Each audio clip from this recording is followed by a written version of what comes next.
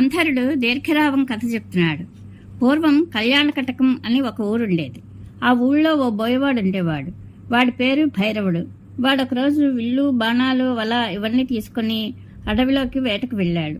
అడవిలో ఓ మూల చిన్న గుంట తవ్వి అందులో నక్కి కూర్చున్నాడు. ఆ వైపుగా వెళ్లే జంతువులకు ఎరగా కొంత మాంసాన్ని ఉంచాడు. ఆ మాంసానికి ఆశపడి అటుగా ఒక బలిసిన జింక వచ్చింది.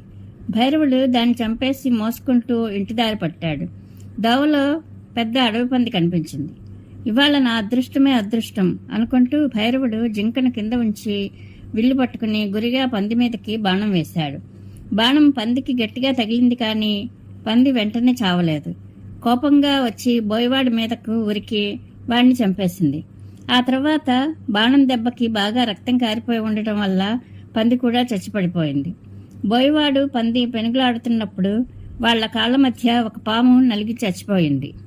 ఇదంతా జరిగిన కాసేపటికి దీర్ఘరావం అనే నక్క ఆ వైపు వచ్చింది.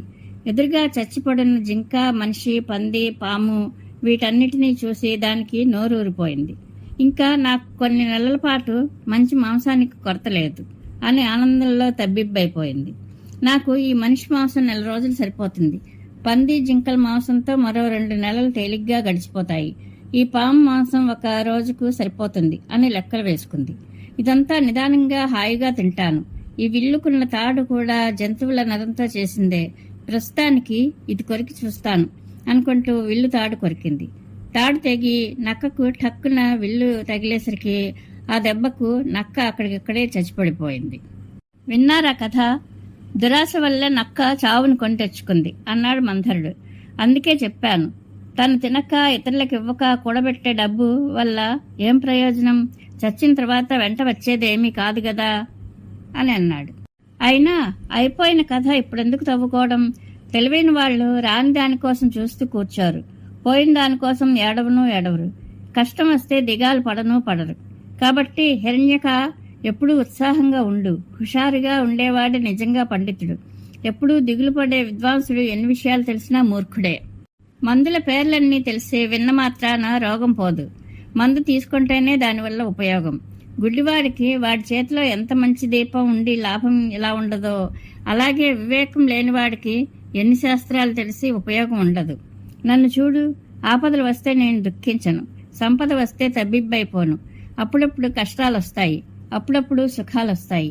ఇది సహజం. డబ్బు రావడం పోవడం సహజం. ఎందుకంటే అది ఎలాగూ కలకాలం ఉండేది కాదు. డబ్బు లేనంత మాత్రాన నిలకడగల మనిషికి గౌరవానికి ఏమీ భంగం ఉండదు. డబ్బు ఉన్నంత మాత్రాన ఓ క్షుద్రుడికి చాలా గౌరవం లభిస్తుందనడం కూడా సరికాదు. 100 బంగారు కొలుసులు వేస్తే మాత్రం కుక్క సింహంతో సమానమవుతుందా? నువ్వు బుద్ధిమంతుడివి. ఇప్పుడు నీ గౌరవానికి వచ్చిన లోపమేమీ లేదు. నువ్వే అన్నట్టు పరమదయామయుడైన దేవుడు మనకింత ఆహారం చూపించకుండా ఉండడు.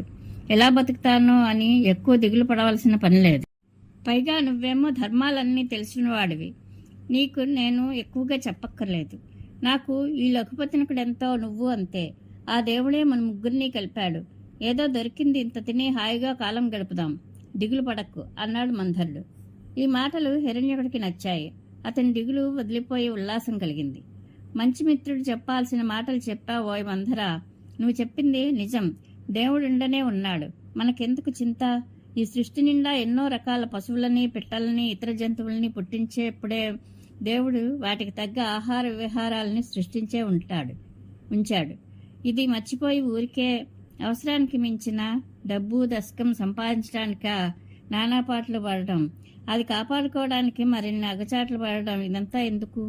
ఈ మితిమీరిన డబ్బు ఆశ వల్ల దుఃఖమే గాని సుఖం లేదు. ఆశ ఒక్కటి తగ్గించుకుంటే ఇహ ధనికుడు లేడు, దరిద్రుడు లేడు. ధనధాన్యాల సంపద కంటే నీలాంటి మిత్రులు లభించడమే, ఈ మిత్రలాభమే గొప్ప సంపద అన్నాడు. కాలం గడుస్తూ ఉంది.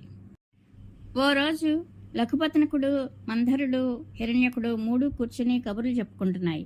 ఇంతలో అక్కడికి ఒక లేడి పరిగెత్తుతూ వచ్చింది. దానిని చంపడానికి ఓ బోయవాడు దాని వెనక తరుముకుంటూ వచ్చి దాని వేగం అందుకోలేక వెనకబడిపోయి ఇక దాన్ని వదిలేసి వెనక్కి వెళ్ళిపోయాడు. కబుర్లాడుకుంటున్న 3 మిత్రులు ఆ లేడిని, దాని పరుగుని చూసి మొదట కొంచెం కంగారు పడ్డాయి. కానీ వేటగాడు వెనక్కి వెళ్లడం చూసి వాటికి ధైర్యం వచ్చింది. లేడీని పలకరించి, నీ కథేమిటి అని అడిగాయి. నా పేరు చిత్రాంగుడు. వేటగాడి భయంతో నేను పారిపోయి వచ్చాను. మీరు నాతో స్నేహం కడితే మీతో పాటు ఈ అడవిలోనే ఉండిపోతాను అన్నదా లేడీ. మంథరుడు, చిత్రాంగ, నువ్వు మంచివాడివని చూడగానే తెలుస్తున్నది. హాయిగా మాతో జట్టు కట్టు. నిర్భయంగా ఈ అడవిలోనే ఉండిపో. అందరం కలిసే ఉందాం అన్నాడు. అప్పటి నుంచి ముగ్గురు మిత్రులు నలుగురు అయ్యారు. ఒకనాడు చిత్రాంగుడు మేత కోసం వెళ్ళి మామూలు వేళ్లకు తిరిగి రాలేదు. మంథరుడికి కొంచెం భయం వేసింది. ఈ చిత్రాంగుడు ఇవాళ ఎంతసేపు అయినా తిరిగి రాలేదేమిటి? ఏదైనా ప్రమాదంలో చిక్కుకున్నాడా? పోనీ అడవిలోకి వెళ్ళి చూసొద్దామంటే నేను తాబేలును, అంత త్వరగా కదిలి చూసి రాలేను. పోనీ మిమ్మల్ని పంపిద్దామంటే మీరు తిరిగి వచ్చే వరకు నాకు మనసులో ఉండదు. ఎలా అన్నాడు. లఖపతినకుడు, నేను కాకిని కదా, ఎగిరి క్షణాల మీద అడవి అంతా వెతికి ఇక్కడున్నట్లు తిరిగి వచ్చేస్తాను అంటూ ఎగిరి వెళ్ళాడు. అడవిలో ఓ మూల వలలో చిక్కుకుపోయిన చిత్రాంగుడు కనిపించాడు. కాకి వెంటనే వెనక్కి వెళ్లి హిరణ్యకుడిని తన వీపు మీద ఎక్కించుకొని తీసుకొచ్చింది. ఎలుక చికచిక వలతాళ్లు కొరికేసి చిత్రాంగుడిని విడిపించింది. ముగ్గురు కలిసి తిరిగి వస్తుండగా చిత్రాంగుడు అన్నాడు, ఎవరికైనా కర్మ అనుభవించక తప్పదనుకుంటాను. నేను కిందటి జన్మలో చేసిన పాపమో ఏమిటో ఎప్పుడూ నాకిలాంటి ఇబ్బందులు తప్పడం లేదు. అసలు నాకు 6 నెలల వయస్సున్నప్పుడే ఓసారి ఒక వేటగాడి వలలో చిక్కుపడిపోయాను. మా గుంపులో మిగిలిన లేళ్లన్నీ పారిపోయాయి. ఆ వేటగాడు ఎందుకో నా మీద దయదలిచాడు. వలలో నుంచి నన్ను బయటకు తీసి తన భుజాన ఎత్తుకున్నాడు. సరాసరి నన్ను తీసుకెళ్లి ఆ దేశం రాజకుమారుడికి కానుకగా ఇచ్చేశాడు. ఆ రాజకుమారుడు నన్ను చూసి ముచ్చటపడ్డాడు. నన్ను చాలా ప్రేమగా చూసుకునేవాడు. అందువల్ల నేను ఆ ఊరంతా యథేచ్ఛగా హాయిగా తిరుగుతూ మేత మేస్తూ ఆడుకుంటూ కాలక్షేపం చేసేవాడిని. ఓ రాత్రి నేను రాజకుమారుడి పడకగేది పక్కన వసారాలో పడుకుని ఉండగా మంచి వాన పడింది. ఆ వాన చూడగానే నాకెందుకో మా లేళ్ల గుంపు జ్ఞాపకానికి వచ్చింది. మళ్ళీ మా లేళ్ల గుంపులో మిగిలిన లేళ్లను కలుసుకొని అడవిలో హాయిగా వాటితో కాలం గడిపే అదృష్టం నాకెప్పుడు కలుగుతుందో అనుకొని ఆ మాటే పైకి అన్నాను. నేను మనిషి భాషలో మాట్లాడడం విని రాజకుమారుడు ఆశ్చర్యపోయాడు. వెంటనే తన ఆస్థాన జ్యోతిష్యుణ్ణి పిలిచి, ఇలా జంతువులు మనిషి భాషలో మాట్లాడితే అదేమైనా శుభానికి అశుభానికి శకునమా అని అడిగాడు. జ్యోతిష్కుడు, జంతువులు మానవ భాషలో మాట్లాడితే రాజ్యానికి అరిష్టము అపశకునము, కాబట్టి వెంటనే జపాలు హోమాలు చేసి శాంతి చేయాలని సలహా ఇచ్చాడు. నన్ను మాత్రం వెంటనే తీసుకెళ్లిపోయి మళ్ళీ అడవిలో వదిలేశారు. అప్పుడే వేటగాడు నా వెంటపడటం, నేను మీ దగ్గరికి రావడం జరిగింది. ఇప్పుడు మళ్ళీ ఇవాళ ఈ ప్రమాదంలో చిక్కుకున్నాను. ఏ రోజు ఏం జరుగుతుందో ఎలా రాసిపెట్టి ఉందో ఎవరూ చెప్పలేరు. ఇలా చిత్రాంగుడు తన పాత కథలన్నీ చెప్తుంటే ముగ్గురు నిదానంగా వెనక్కి వెళ్తున్నారు. వీళ్లు చేరటం ఆలస్యమవుతున్న కొద్దీ అక్కడ మంథరుడికి కంగారు పెరిగిపోయి ఆగలేక తను కూడా వాళ్లను వెతుక్కుంటూ అడవిలోకి నడవసాగాడు. మధ్యలోనే వాళ్లు ఎదురుపడడంతో మంథరుడికి ప్రాణం లేచి వచ్చింది. అమ్మయ్యా, మీరు ముగ్గురు క్షేమంగానే ఉన్నారు కదా. మీరు ఎంతకు తిరిగి రాకపోయేసరికి ఏం ప్రమాదం జరిగిందోనని నేను చాలా భయపడిపోయాను. అందుకే ఇక ఆగలేక నేను బయలుదేరి వచ్చాను అన్నాడు. హిరణ్యకుడికి మాత్రం ఇది నచ్చలేదు. అంత కంగారైతే ఎలా? ఓ గడి అటు ఇటుగా రానే వస్తున్నాం కదా, నువ్వెందుకింత సాహసం చేసి బయలుదేరడం? అక్కడైతే చెరువు ఉన్నది కాబట్టి ఏదైనా ఇబ్బంది వస్తే నువ్వు చటుక్కున నీళ్లలోకి దూరి తప్పించుకోవచ్చు. ఈ అడవి మార్గమంతా మిట్ట, నువ్వేమో తొందరగా నడిచి తప్పించుకోలేవు. నువ్వు ఇలా రావాల్సింది కాదు అన్నాడు. ఇంతలో వీళ్లతో పాటు ఎగురుతూ వస్తున్న లఘుపతినకుడు కేక వేశాడు. అదిగో చూడండి, మీరు మాటలతో పెళ్లి నడకలు నడుస్తుంటే అక్కడ వలపన్నిన వేటగాడు మన వెనకే వచ్చేశాడు.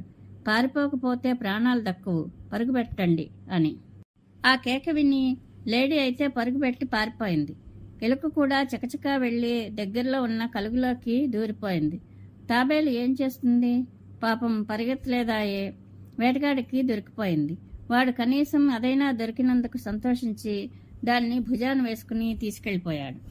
మంథరుడిని ఇప్పుడెలా రక్షించాలో తెలియక మిగిలిన ముగ్గురు మిత్రులు కన్నీళ్లు కారుస్తూ ఆ వేటగాడికి కొంచెం వెనకగా నడవసాగారు. హిరణ్యకుడు ఆలోచనాపరుడు, తెలివైనవాడు కదా, ఊరికే దిక్కిస్తూ కూర్చోకూడదు.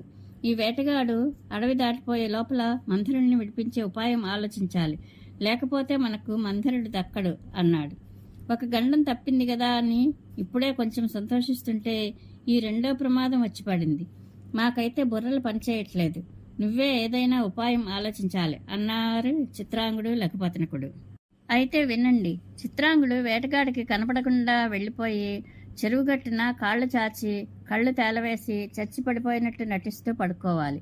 అప్పుడు లఘుపతనకుడు లేడి మీద వాలి ముక్కుతో లేడి కళ్ళు పొడుస్తున్నట్లు నటించాలి. అప్పుడు వేటగాడు లేడి చచ్చిపోయి పడి ఉన్నది అనుకుని దానికోసం వస్తాడు. లేడిని తీసుకెళ్లాలంటే తాబేలును నేల మీద పెట్టి రాక తప్పదు. అతను అలా చేయగానే నేను వెళ్ళి తాబేలు కట్లు కొరికి వేసి విడిపిస్తాను. తాబేలు చటుక్కున నీళ్లలోకి దూరిపోతుంది. నేను ఒక కలుగు చూసుకుని అందులోకి వెళ్ళిపోతాను. ఇంతలో చిత్రాంగుడు లేచి పరిగెడతాడు. లఘుపతనకుడు తన మానాన్ని తాను ఎగిరిపోతాడు అని ఉపాయం చెప్పాడు హిరణ్యకుడు. మిత్రులందరూ ఉపాయాన్ని తూచా తప్పకుండా పాటించాయి. మంధరుడు చెరువులోకి వెళ్ళిపోయాడు. హిరణ్యకుడు కలుగులోకి దూరిపోయాడు. చిత్రాంగుడు చెంగు చెంగున పరిగెత్తి పారిపోయాడు. లఘుపతనకుడు ఎగిరిపోయాడు. వేటగాడికి ఏమీ మిగలలేదు, నిరాశ తప్ప. మిత్రులు మంచివారైతే ఆపదలు వచ్చినప్పుడు ఒకరికొకరు అండగా నిలబడతారు.